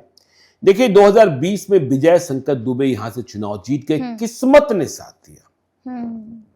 उन्हें महाराजगंज का चुनाव नहीं लड़ना था। वह मांझी से ही टिकट मांग रहे थे। मांझी से ही 2015 में वो चुनाव जीते थे, लेकिन मांझी से वे बेटिकट कर दिए गए। बिल्कुल। अंतिम समय में चूंकि विजय शंकर दुबे एक ऐसे नेता जिन्हें राजीव गांधी भी जानते थे। अच्छा जी। कांग्रेस के पुराने नेताओं में। बिल्कुल। हाँ। तो राजीव गांधी के रिश्तों की दुहाई पर मांझी से बेटिकट हुए विजय शंकर दुबे को महाराजगंज से टिकट मिल गया था और वह चुनाव जीत भी गए। किस्मत ने साथ दिया। अंतर बहुत छोटा था, 1976, सिर्फ 1976। 48,825 मत लाकर चुनाव जीते। हेम नारायण शाह जेडीयू के 46,829 मत लाकर चुनाव हार गए। ठीक है। डॉक्टर देवरंजन सिंह एलजेपी के 18,278 मत लाए।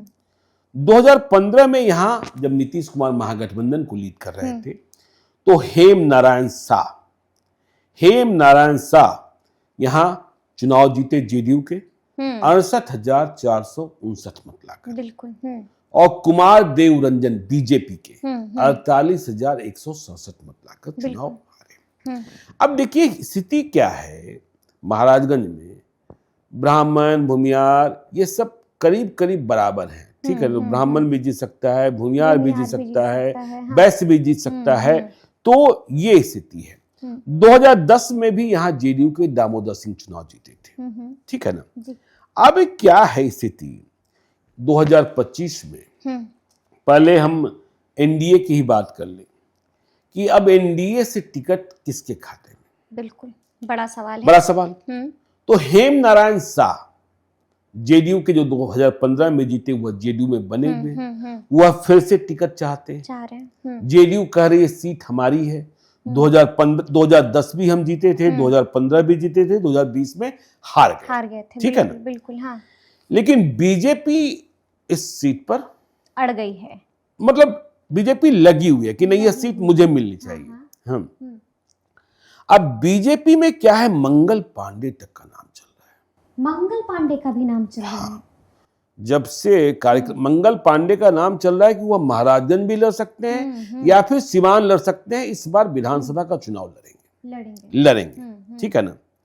टुन्ना पांडे भी कहीं ना कहीं चर्चा में है, लगे हुए हैं। हाँ, अभी किस पार्टी में मुझे पता नहीं, लेकिन वह बीजेपी में ही। हाँ, कुंतल कृष्णा है, बीजेपी के प्रवक्ता हैं, ये जाति से भूमियार हैं। और आपको जानकर आश्चर्य होगा कि विजय शंकर दुबे जो मौजूदा विधायक हैं, उनके बेटे सत्यम दुबे बीजेपी के साथ हैं। अच्छा। जी। तो सत्यम दुबे भी चाहते हैं कि चलो पिताजी का टिकट उधर से कट रहा है तो बीजेपी हमें ही दे दे। हाँ, बिल्कुल। नहीं तो पिताजी को ही इधर ले आए। हाँ। अब हाँ ये भी है। अब देखिए पिता और पुत्र साथ रहिए और अलग अलग पार्टी में हो जाइए तो कंफ्यूजन वाली स्थिति होगी ना। हाँ, नहीं तो आपको तो भाई विजया राजे सिंधिया और माधवराव सिंधिया बनना पड़ेगा। हाँ। तो अब देखिए क्यों हमने कहा कि मुकेश सहनी ने बीटू लगा दिया। इस सीट पर विजय शंकर दुबे जाति से ब्राह्मण चुनाव जीते हुए हैं। तो मुकेश सहनी ने भी ब्राह्मण उम्मीदवार तलाशा, ढूंढ लिया है जी। बिल्कुल नई उम्र का, जो वहां युवाओं में बड़ा पॉपुलर हो गया है। आप कुछ भी लिख दीजिए, आप देखिएगा क्या किस तरीके से वायरल हो जाता है। नीतीश द्विवेदी, हाँ, और पिछले कई सालों से वह इस क्षेत्र में लगा हुआ है। हाँ, अभी 15 दिनों की आशीर्वाद यात्रा भी की थी और फिर 15 तारीख को मुकेश सहनी वहां गए भी थे। बहुत बड़ी सभा हुई। तो मुकेश सहनी ने वहीं ऐलान कर दिया कि आप लोग नीतीश द्विवेदी को आशीर्वाद दीजिए।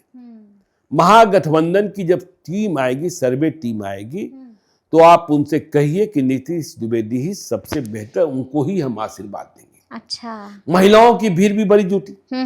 अब मुकेश सहनी ने जो डिमांडिंग लिस्ट में टॉप 10 में रखा है। अब मुकेश सहनी का तर्क यह है कि देखिए हमको सामाजिक समीकरण से साधना है। बिल्कुल।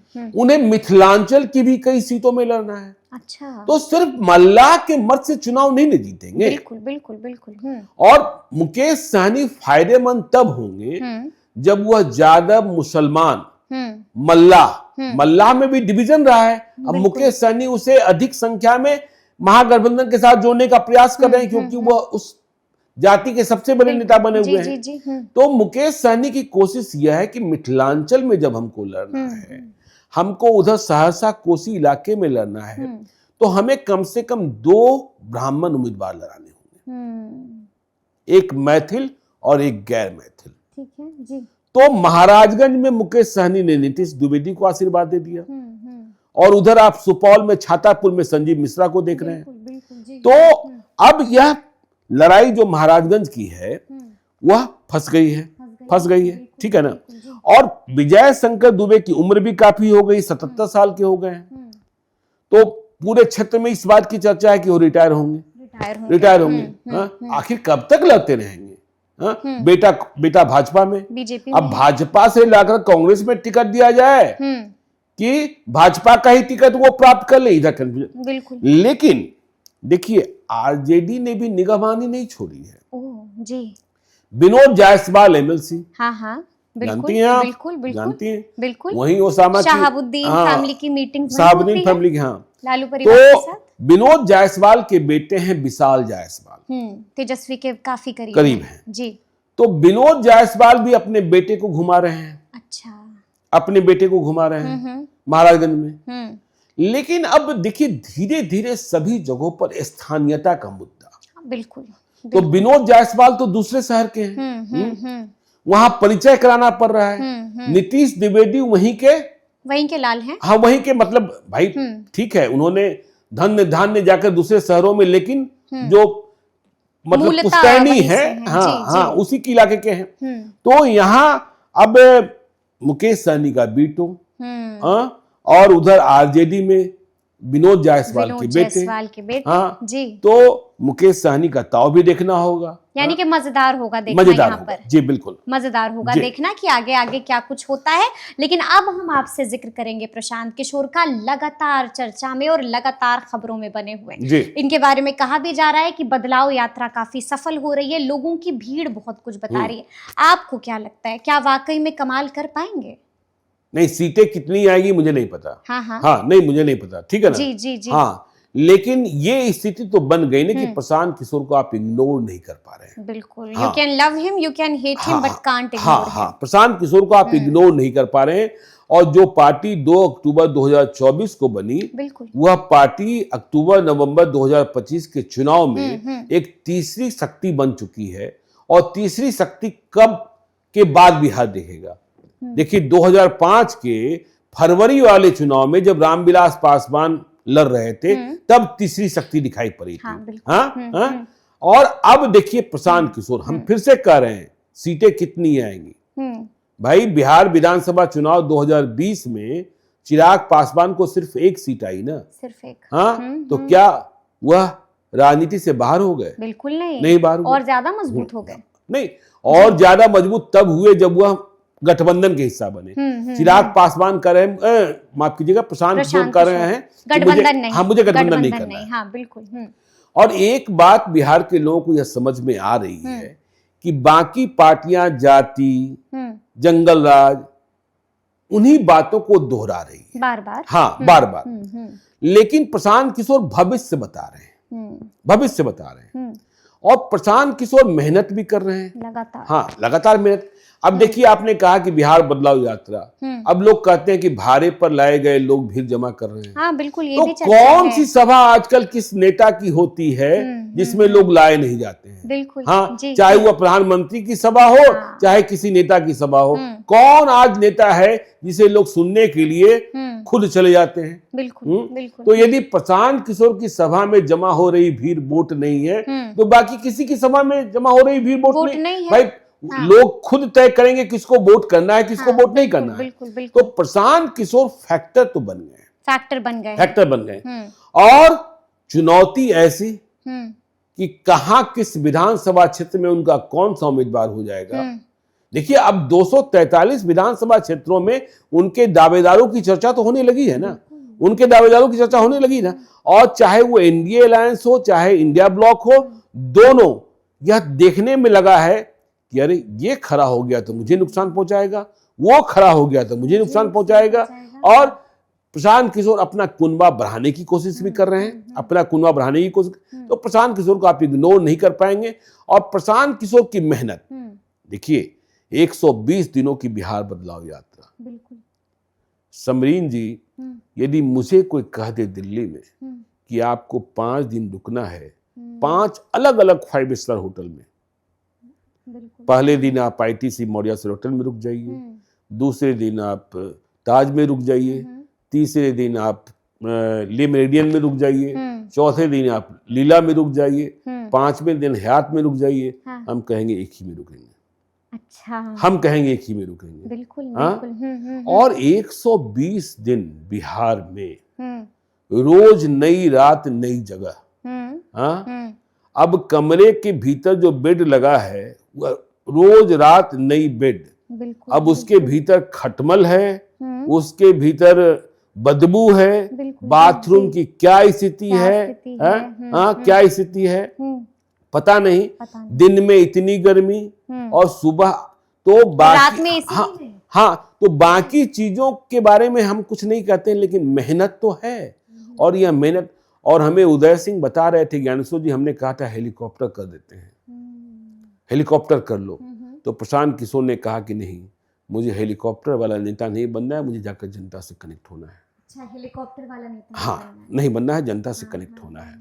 तो प्रशांत किशोर की मेहनत, और फिर हम कह रहे हैं 2025 अंत नहीं है प्रशांत किशोर का। हाँ, 2025 के बाद भी वह टिके रहते हैं।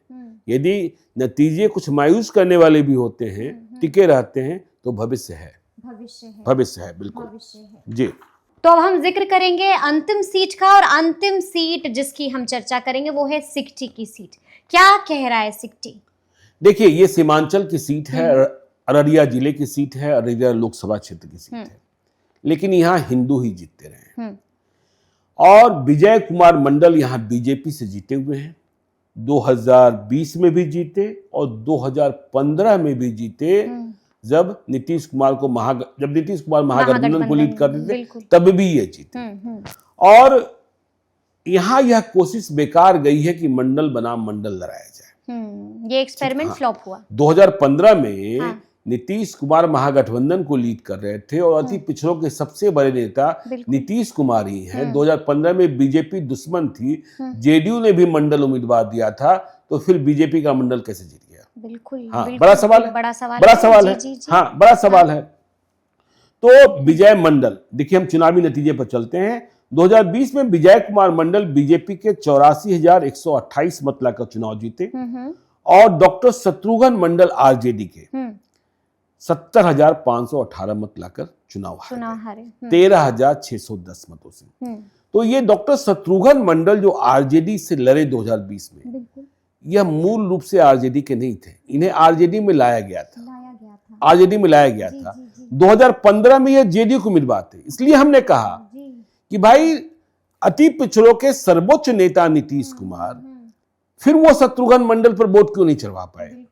तो 2015 में शत्रुघ्न मंडल जेडीयू के उम्मीदवार थे, महागठबंधन के उम्मीदवार थे, मतलब आरजेडी, कांग्रेस और माले। तो अति पिछड़ा, यादव और मुसलमान, इसे मिलाकर भी शत्रुघ्न मंडल को जीत नहीं मिली। तो शत्रुघ्न मंडल को 68,889 मत आए थे 2015 में, और विजय कुमार मंडल बीजेपी 76,995 मत लाकर चुनाव जीत गए थे। 8,106 मतों से हार हुई थी। तो देखिए अब क्या हुआ कि 2024 के लोकसभा में, ठीक है, 2024 के लोकसभा में शत्रुघ्न मंडल निर्दलीय चुनाव लड़ गए। अच्छा, मतलब बीजेपी और आरजेडी की लड़ाई में। अब कहने वाले कई लोग कहते हैं, अररिया में जब हम बात कर रहे थे कि शत्रुघ्न मंडल को जानबूझकर लड़ाया गया था, चलिए हम यह भी मान ले, यह भी मान ले, ठीक है। तो यदि जानबूझकर लड़ाया गया था, तो शत्रुघ्न मंडल की वास्तविक हैसियत का अंदाजा मिला लोकसभा चुनाव में। बिल्कुल, इन्हें मात्र 13,746 मत आए। 13,000 हाँ कुछ, हाँ बिल्कुल। तो यह किसी का काम नहीं बना पाए। हाँ, बिल्कुल। और क्षेत्र में यह चर्चा रही, क्या हुआ क्या नहीं हुआ, कि चुनाव के, कि भाई इधर उधर दोनों क्या, पता नहीं क्या क्या चर्चा रही, कि चुनाव के 3 दिन पहले से ही गायब हो गए। अच्छा, 3 दिन पहले से गायब हो गए। हाँ। किसी बूथ पर इनका एजेंट ही नहीं था, किसी बूथ पर इनका एजेंट ही नहीं था। यानी कि खेल हुआ। हाँ, खेल हुआ। तो टीम तेजस्वी जो है ना, वह कंफ्यूज हो गई है, तेजस्वी यादव की टीम, ठीक है, कि भाई मंडल बनाम मंडल में हम जीत नहीं पा रहे, हमें अति पिछड़ा वोट बैंक में सिंधमारी करनी होगी। नहीं हो पा रहा है, नहीं हो पा रही है। तो हमको कुछ ना कुछ दूसरा उपाय, एक्सपेरिमेंट करना पड़ेगा, और दूसरे उपाय में बीजेपी के ही वोट बैंक में सिंधमारी करनी होगी। हाँ, बिल्कुल, हाँ, तभी ना होगा। तो यहाँ यदि हम बात करें, देखिए बीजेपी से तो विजय कुमार मंडल तय ही है। अब यदि इंडिया ब्लॉक में हम आरजेडी से बात करें तो डॉक्टर शत्रुघ्न मंडल फिर से दावेदारी कर रहे हैं। कितने काम के रहे नहीं रहे यह तो क्षेत्र की जनता और नीतीश कुमार तेजस्वी यादव जानते हैं। हाँ। लेकिन जो वहां चर्चा सिट्टी में हमने सुनी कि टीम तेजस्वी का मानना है कि यादव मुसलमान तो साथ हैं, हम यहाँ ब्राह्मण वोट बैंक में से इंक्वायरी कर सकते हैं। अच्छा। करीब 24,000 ब्राह्मण है। 24,000। हाँ। और जीत हार आप देख ही रहे हैं, 8,000 और 13,000। हाँ, बिल्कुल बिल्कुल। तो ब्राह्मण में चेहरा पहचाना गया जो एक सरकारी अधिकारी है। अच्छा। नाम है मनोज कुमार झा। मनोज कुमार झा। हाँ जी, ठीक है ना। ये सहायक अभियंता हैं जल संसाधन विभाग के। ठीक है। लेकिन अपने क्षेत्र से लगाव है, अपने इलाके से लगाव है, हाँ। अपने इलाके से लगाव है और पटना में भी अपना ठीक ठाक है। तो 15 वर्षों से करीब इन्होंने अपने इस सिकटी इलाके के लोगों के लिए, अपने गांव जवार के लोगों के लिए पटना में एक गेस्ट हाउस बना रखा है। चुनाव लड़ने की बात तो अब दिमाग में आ रही है या टीम तेजस्वी ने पता किया है, तो एक गेस्ट हाउस बना रखा है। तो यहाँ गरीब गुरबा आकर लोग ठहरते हैं। हाँ, गरीब गुरबा लोग आकर ठहरते हैं। और इसके अलावा इलाज की व्यवस्था करनी हो, आने जाने का बंदोबस्त करना हो, तो ये सारी व्यवस्था ये करते रहते हैं। और अपने पंचायत के लिए, मतलब वहां सिकटी में जहां इनका गांव है, बिल्कुल, हाँ। इन्होंने एक एम्बुलेंस फ्री दे रखा है कि भाई आपको केवल तेल भरवाना है, यदि पैसा एकदम नहीं है तो तेल भी फ्री है, आप एम्बुलेंस का इस्तेमाल कर सकते हैं। ठीक है। तो टीम तेजस्वी की नजर ऐसे गई कि जब सर्वे कराते रहते हैं लोग कि इनके छोटे भाई हैं संतोष झा, वो मुखिया का चुनाव जीत गए। अच्छा। और उस पंचायत में मुखिया का चुनाव जीते जहां कुल ब्राह्मणों की आबादी 100 है। हाँ। अच्छा।